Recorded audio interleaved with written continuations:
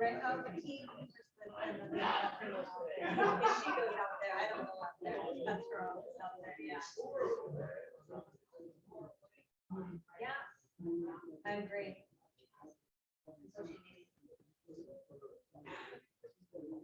No, I know that. But I'm saying, he does a lot of social media. Yeah. Yeah. Oh, so he has like Instagram and he has lots of videos and I mean, he posts all kinds of stuff all the time. Yeah.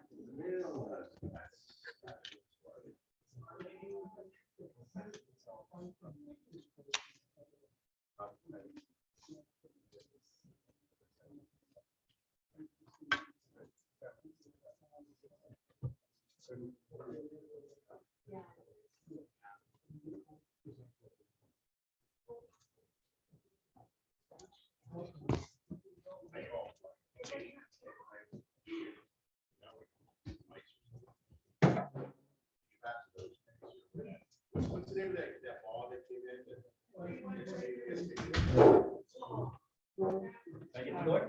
Please. All right, well, welcome everybody. This class should take roughly about an hour, maybe a little bit less. Mobile homes, while foreign to most of us, aren't that difficult. So my point is don't shy away from it. The opportunities do come up. They're just different as well. I've closed over 2,000 of these in my career. Most of them under 100,000. Nowadays, I just closed one at 225. That was just a regular old double wide in Fountain Valley. So, money can be made out there. So let's start with what is a mobile home. Mobile home, manufactured home. A lot of people want to call them manufactured homes now. They're a little highbrow. They're the same thing. They're tin can. Well, they don't look so much like tin cans anymore. But the old ones built in the 70s still have aluminum siding on it. But the newer ones, you look at it, especially if it's on a low foundation, you can't tell it's a mobile home. They're interchangeable terms. This is an important date, June 15th, 1976. California changed construction standards on these things on directions from HUD. This is why there's different rates and terms when it comes to financing based on the date the home was built. Okay, so if you're talking to say Santiago Financial, which is where I typically go for mobile home loans, it's going to be a different program if it's pre-HUD, if it's older than that date. They're harder to finance, not impossible, but harder to finance. Another important date, 5 years later, July 1st of 81, mobile homes are now titled through the Department of Housing and Community Development. Prior to that, they had pink slips through the DMV. Every now and then, I'll still see one with a little tiny pink slip. Yeah, pretty rare nowadays, but if it hasn't been refinanced or any title changes since then, it could still have a pink slip.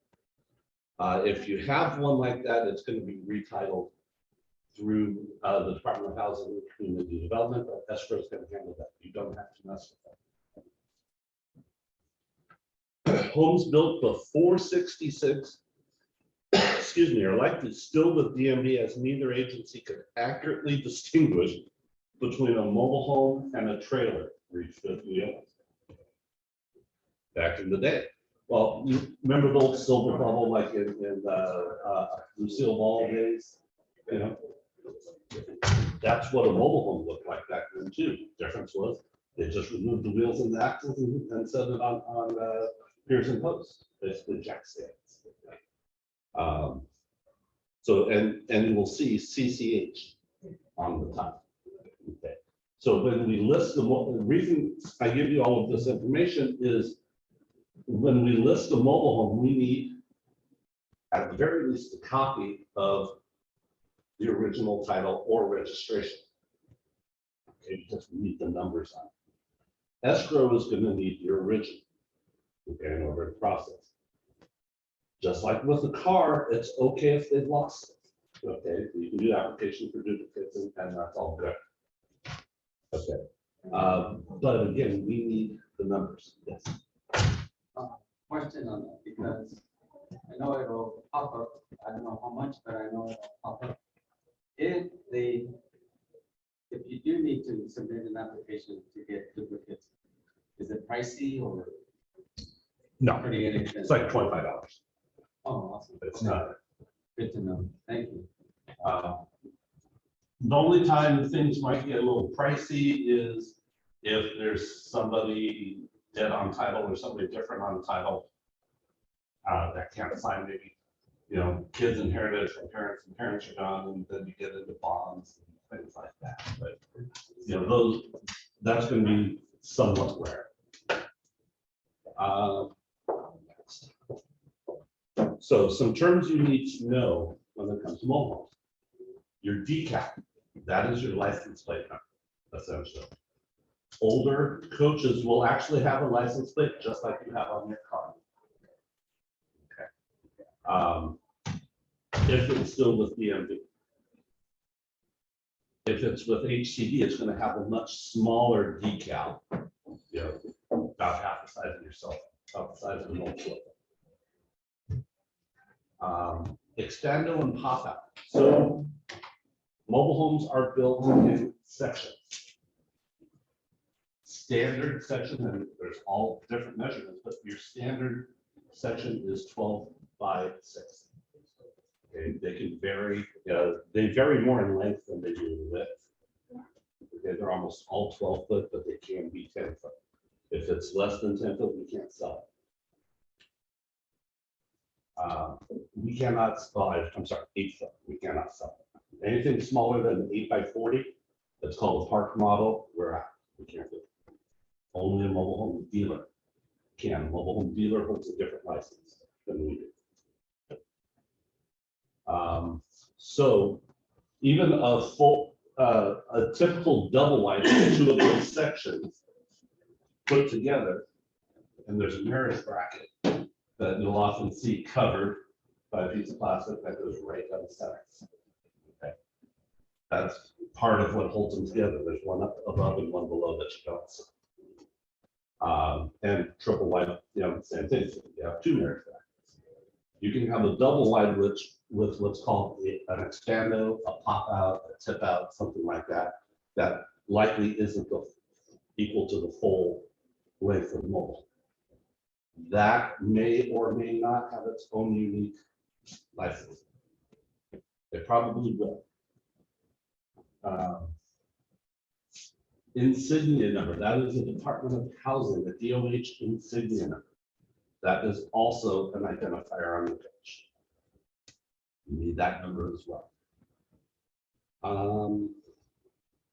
So in order to list a home, required information from the MLS is the decal or the plate and the serial number. Okay, each section has a unique serial number. Usually side by side, they are consecutive. If they are not consecutive, that's a red flag that there might have been damage at one time. Because the only times I've ever seen a double or a triple have one number way off is there's been a fire, or one time actually had one, had to go back to the dealer and get the story. It was destroyed in transit.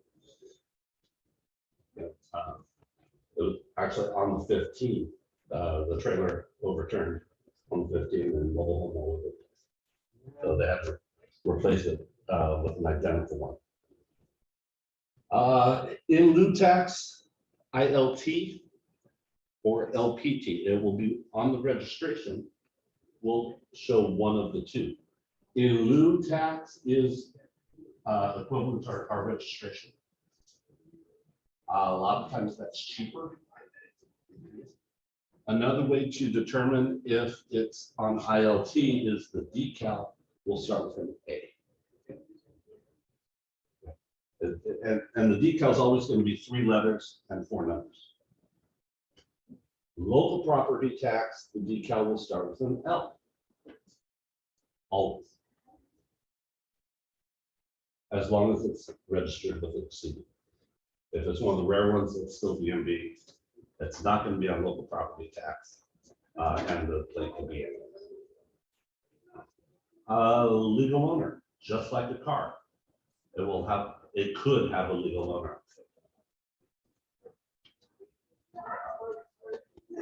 And single wide, double wide, triple wide, rare occasion, the quad. I've only seen one of those. It's just simply the number of sections to the home. Again, almost all the time, each section is equal. Yes. Oh, obviously, like a piece that, if they tell you that they already paid it all off, obviously, it should only show their name, right? Depends.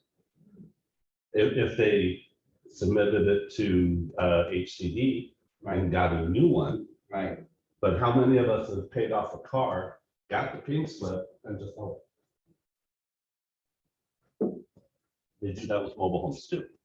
So, and it's okay, because it's going to be signed by the legal owner releasing it. You got make sure you have the original, okay? Because if it'll cause a delay, because escrow is going to have to clear the lien holder and have to get another signature. But if you have the original, they just process all that. Not a big deal. Not used to that. Right. Okay, so here is one of my last mobile home listings, actually. A little senior park in Orange. Showing bedroom, bath, 1440. Again, this is what we always considered a standard size, standard full size mobile, 1440, 24 by 6. You're built 76. Parcel number. In a mobile home park, it's typically not going to show a parcel number. Okay, the tax bill will have a parcel number, but that parcel number is going to be the entire mobile home park. Now, if it's mobile home on land, that's a little bit different. That's going to have that parcel of land. It could, however, show the mobile home too. There's no rhyme or reason to it. So, but on a mobile home, the parcel number is not required. If you have it, obviously put it there, but it's not required because of that. And of course, this one being an old one, you can see again the aluminum siding. I mean, they all pretty much look alike. Got skirting down here. Skirting a lot of times is aluminum, but it can be brick, it can be composite, it can be just about anything. And that is, and if it's aluminum, it's almost always damaged. Okay, it just doesn't weatherfly. Not expensive to fix, but still there. So loans. The loan process is very, very different for mobile homes. This is a page directly from the Santiago Financial website. Okay, again, they are the largest mobile home lender in California. They've been doing this longer than I have, so they're, I believe, upwards of 40 years in business. And they're basically 4 different programs. So, you've got good and established credit, post HUD. They can do 5 to 10% down. Loan term. Note the maximum loan term 23 years, not 30. You will not see a 30-year mobile home. Mobile home only in a park. Program 2 is credit, think FHA type credit. Post HUD, they're going to want maybe 20% down, and they may only go to 20 years. So when you're doing net sheets, be prepared. Your program 3 is crappy credit, doesn't matter the age of the home. That's going to be 25 to 50% down. And again, could be as short as a 10-year. So if you get anybody with iffy to bad credit, before you even get them in your car, get them to Santiago and see what they can do. Oftentimes, I mean, y'all that have talked to me before know that I'll get somebody in my current property before I get their phone. That's who I won't do it on. Because my odds go way down. And finally, their fourth program is for the pre-HUD homes. They'll only do it with good credit. They will do it as low as 5% down. Most lenders will require 20. But they may go shorter terms. Now, the difference with the shorter terms is going to be based on the appraisal. In a standard form narrative appraisal, in a mobile home, it's going to give estimated remaining economic life. The term of the loan cannot exceed the remaining economic life of the loan.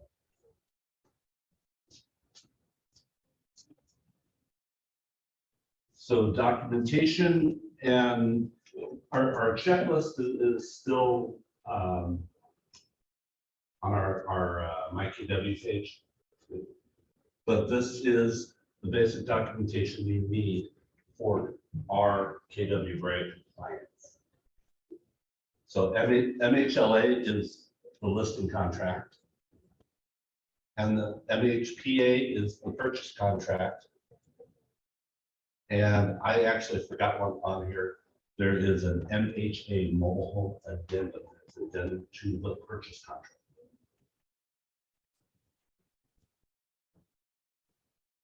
Everything else is the same. Yes, we do NHDs on these. Any home inspector can inspect it because they still have plumbing, they still have electrical, they still have all the same things a home does. They might be different capacities, different size. The roofs tend to be a little bit different. Very common with a hot roof. Very cheap, but very good. They don't leak. Another thing different is the last one, park.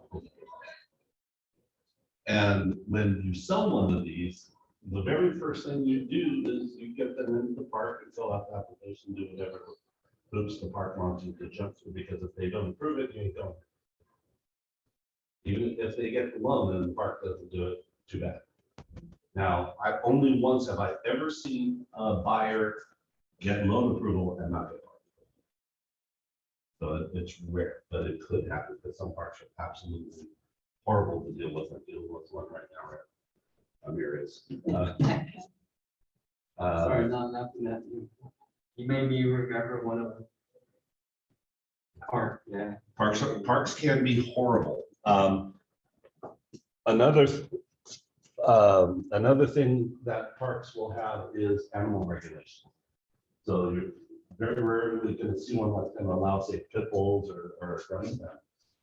Most of them specifically don't allow it. So it's a question to ask your buyer. Mobile homes have their own TDS. There is enough different on them that they warranted their own TDS. Everything else, again, is the same. So here is a photo of that DOH insignia label that we talked about earlier. This will be riveted onto the mobile home somewhere, usually on the back side, but it could be on the front side too. On the outside only. So the top one was issued 1973 to 1980, black background, silver lettering, and these have been issued since June of 1980. Not much different, but black background, silver lettering. This is what your certificate of title looks like. It's an 8.5 by 11 piece of paper with the Department of Housing and Community Development watermark. And again, just like a certificate of title. Now this is a triple white, so you have 3 different serial numbers, 3 different insignia numbers, we don't really care about weight. We do care about length, though. Why do we care about length? And width? Because if it's too small, you can't sell it. That's one reason. The second reason is we need to calculate square footage. It's not, we're not gonna get that from roofs. So we're gonna do length and width and do the math for each section. So this one is 50 feet, 8 inches by 12, the first two sections. And the third section is an expando that's 10 by 12. So we'll just do that, add it up, and call it good. This is your type, LPT, local property tax. But we already know based on the decal, LH, that's all we need there. Date of manufacture, date for it's sold, that's in the contracts. So we need that. We also need the manufacturer, the trade name, and model.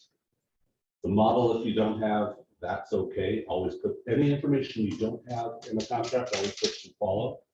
But again, you do need the make and model for the MLS. And the serial numbers, like I said, well, they may not always be sequential, they usually are. But like in this one, I know it's impossible to see. It ends in 505 or 595. But where the change is right here in the middle. That's an A, a B, and a C. Different manufacturers have a different serial number scheme to it. So when you do enough of these, I can look at the serial number and know it's Fleetwood. I can look at the serial number and know it's satellite or silver. Hopefully you never do backwards. Question for the length and width. Do we put the stair, like staircase, let's say, in front of the skirting? No, this is just the exterior of the coach, no stairwells or patios or anything like that. Good question. So this is just a blown up version with what I was trying to tell you. And can you get, can you get VA or can they get VA levels? On mold levels? Yes. Oh, they can. FHA conventional, no. The VA will let us.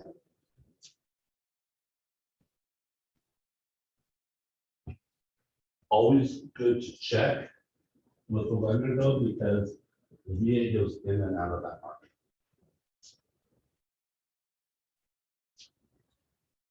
One of the documents that will come to you, this is generated by escrow. Will be part of the escrow instructions, and that is a power of attorney. An office buyer is going to think, why am I giving somebody power of attorney? It's a limited power of attorney that lets escrow sign your name on the title documents to get you the title to your own. That's all it is. Escrow processes the title transfer, and then they do all of the follow-up. HCD, just like any other California bureaucracy, takes forever to do anything. Not uncommon for it to take 6 months for you to get title. And if there's one missing comma, they send it back to us. And then escrow fixes it and sends it back and follows forward some more. So speaking of escrow,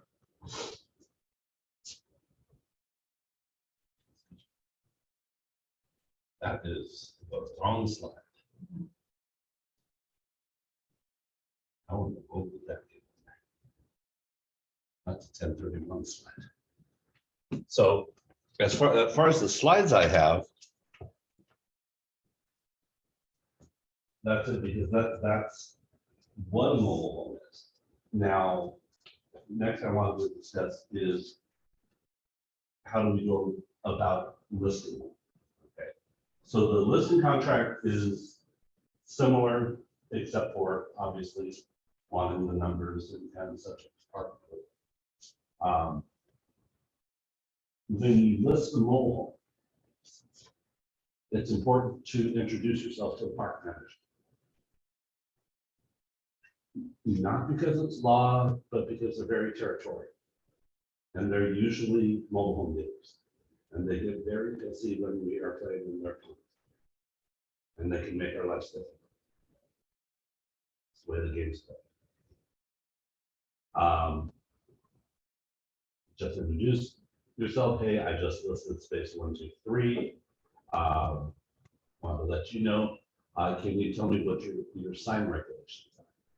Because again, you can never, almost never, put a regular big post sign in a mobile. You have to do like an open house type sign or a little boutique sign at best. Sometimes you can only do a window sign. Park managers can tell you what you can do and stick to that. Because if you don't, your seller could get fined. Because they'll find a resident for absolutely it. And then from that point, I mean, marketing is marketing. They take longer to sell. Even in this market, it's 30 to 60 days if it's priced right. If it's not priced right, no, it's going to take longer. You're not going to get 20 offers. I mean, it's a normal market for mobile homes. Mobile homes is always the last part of the market to get hot, and it's the first one to cool down. They're not the best investments, but they'll work for people who can't quite reach a condo yet, or seniors, making their final move. That said, parking in mobile home parks is almost always an issue. You typically can't park in front of your home fire zone. They will usually have some visitor parking, and they're usually parking Nazis that residents don't park there. They build their nice like that parking from all things a buyer needs to know. When you do sell, you need to make sure it's subject to park approval. And you always need to counter that if it's not in the purchase contract. And you need to know that only a handful of escrow companies do home escrow. Honor escrow, unfortunately, doesn't. So we can't use our own. In my opinion, there's only 2 of them in Southern California that are worth damn, and that's Starcrest Escrow in Cypress and Express Escrow in Westminster. They do about 80% of the mobile home transactions in Southern California between those 2 escrow. I personally use Starcrest because they're cheaper and they're nicer. They charge $500 a side, which is excellent. Doesn't matter the price. So it's a deal, and you need to know that when you're doing your net sheet.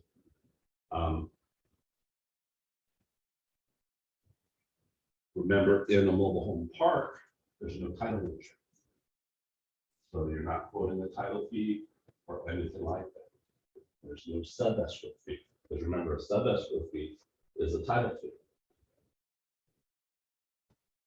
You will have to disclose HTD titling, title transfer. Seller pays for that, and if $250 is the safe estimate, that's the highest.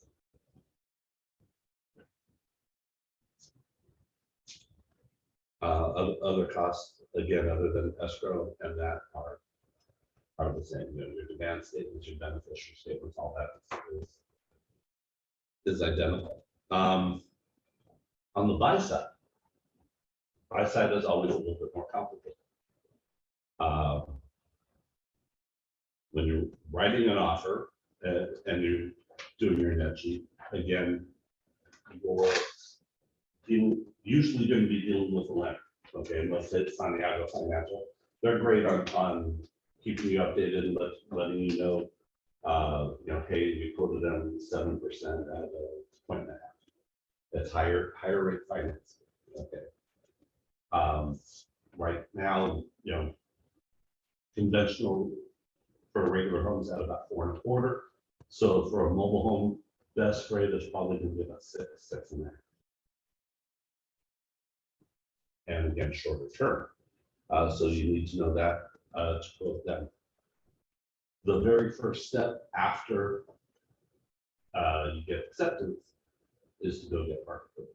Very first step. Because nobody's doing anything without that, and likely won't even get us instruction.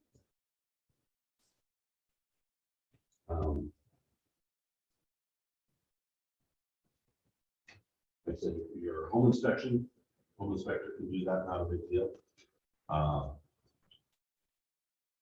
Appraisal, same process. Same charge.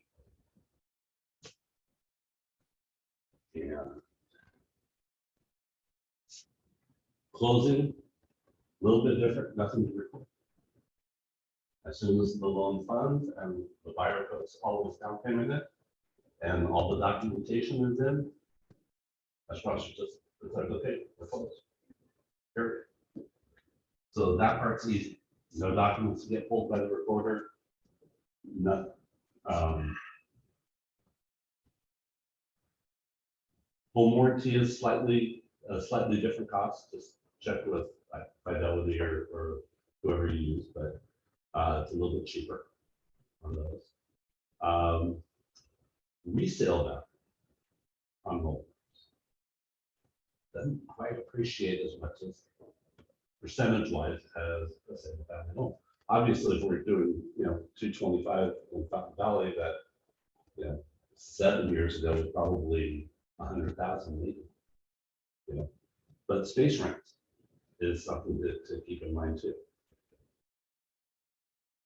That particular home, they're paying almost 2,100 a month in space rent. And that's just money to me being so not much. Okay. With what their loan payment is plus the space rent, I could have sold them a $650,000 contract.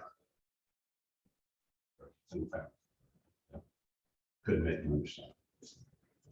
You're not going to always win those conversations. Nice part about mobile homes is, hey, no shared walls. You got a little bit of elbow room anyways. They're usually pretty quiet areas, so the management make sure of that.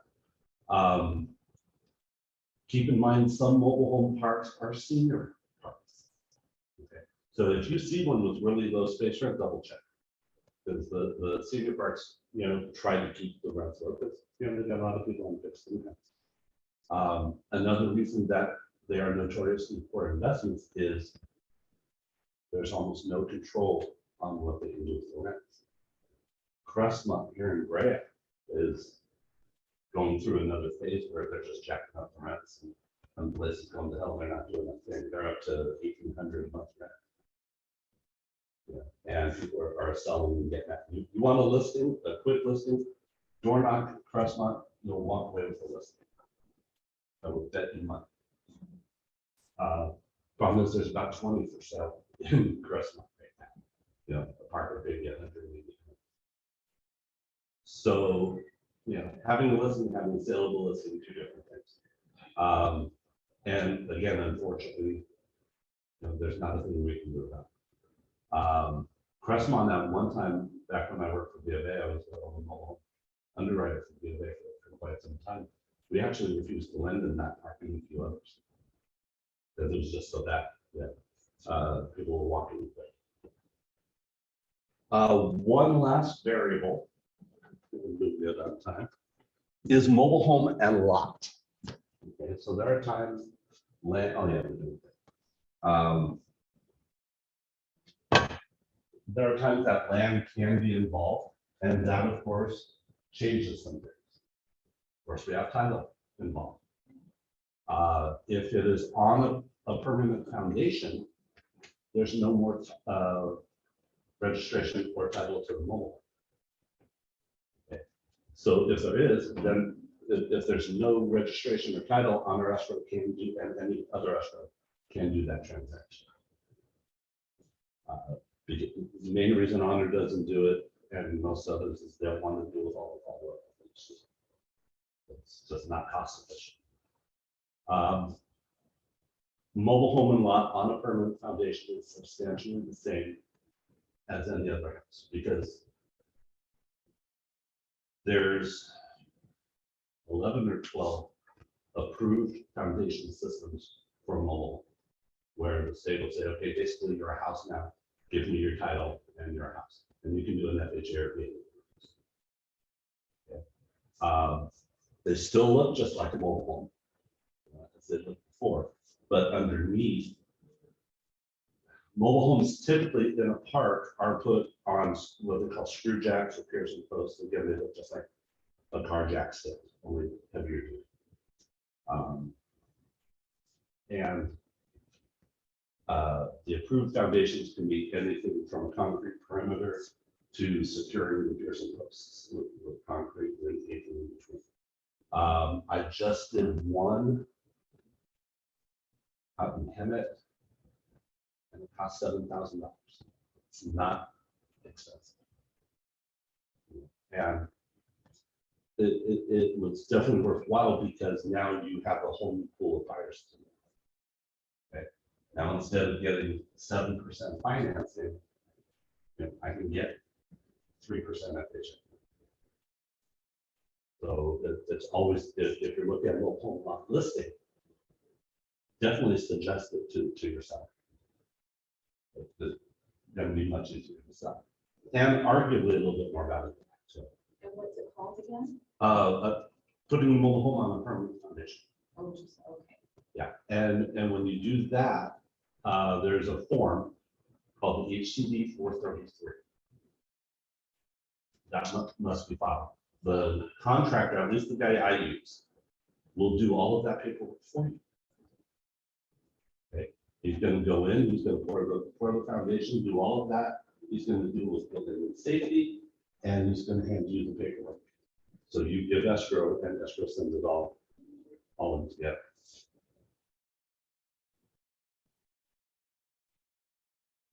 A big believer, smarter, not harder.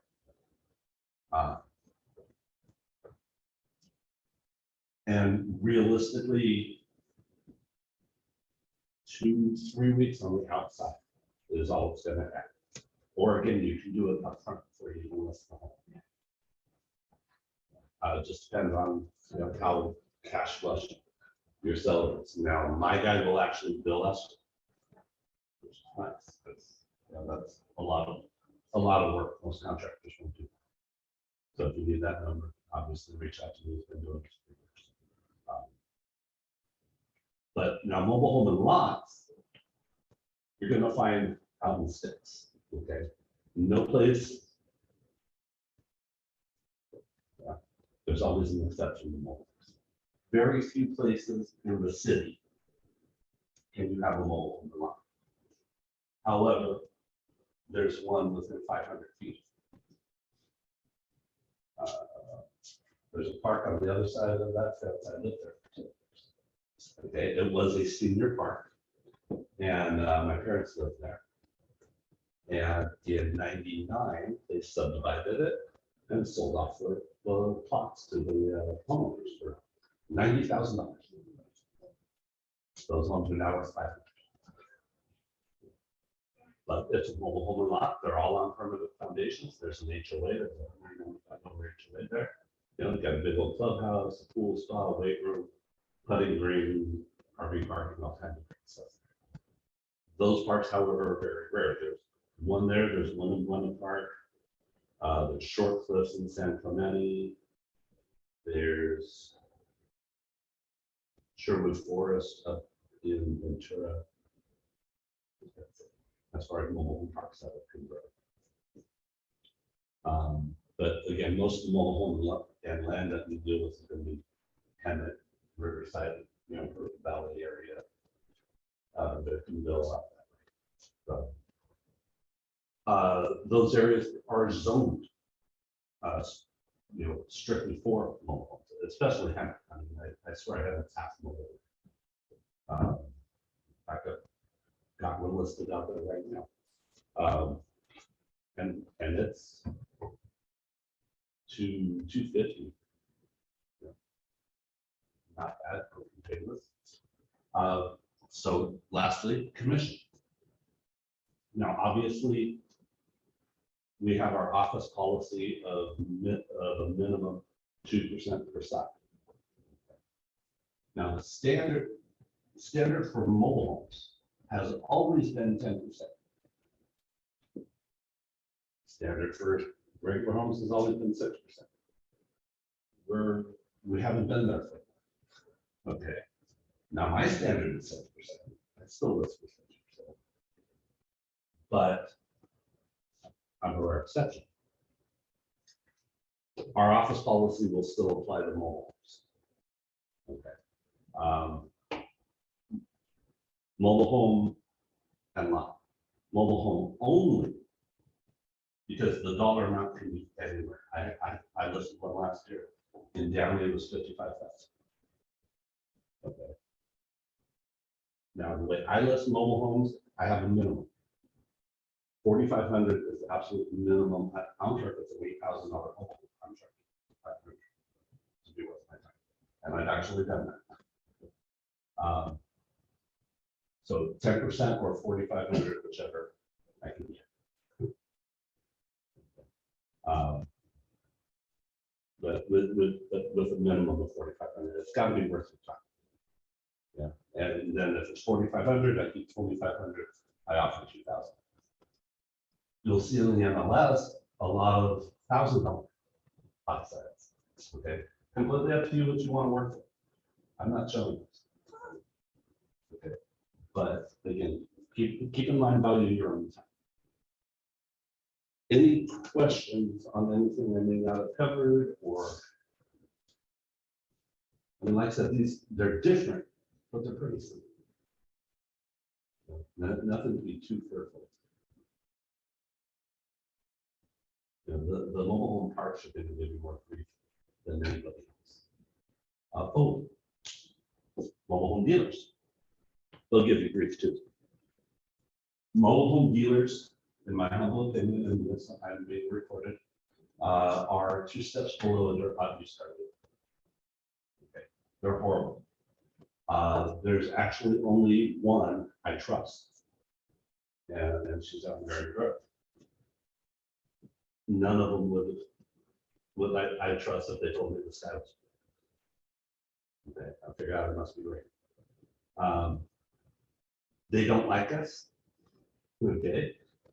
They think they should be the only ones in the world selling mobile homes. And, you know, they have lost their licenses cumulatively more than anybody has ever seen. I know lots that there are mostly family businesses. And I know one in particular on Beach Boulevard. They're on their 5th or 6th family member because the previous ones lost their license. They're doing shady shit. Okay. And that's how they roll. Okay, so beware of who you're dealing with, especially on the buy side. On one side, it doesn't matter. But on the buy side, there are buyers looking, and especially if they're driving to a park, they might see a blue carpet sign. There's one of the mobile home dealers, or you know, whatever the name. Okay, we don't have access to that information because they do not have a DRE license, and they don't belong to the house. So, and they won't take an offer from us. So we have to educate our clients. Sorry, I can't help you, and this is why. And if you want this, this is what you're risking. This is who you're going to be dealing with. Sometimes that explanation works. Sometimes people are stuck. Okay. I mean, I'm pretty good about getting my clients to stay with me, but again, some people, hey, I love that home, I want it. They always regret it, but God forbid I say I told you so.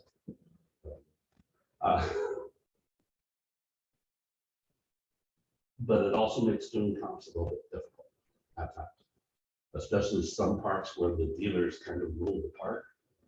We don't have enough information. You know, so that's one disadvantage we're at on the listing side. Now there is a website, mhvillage.com, that if you become a member, you can see some comparable data. And as a non-member, you can see what's for sale in a park, even by. So it's good.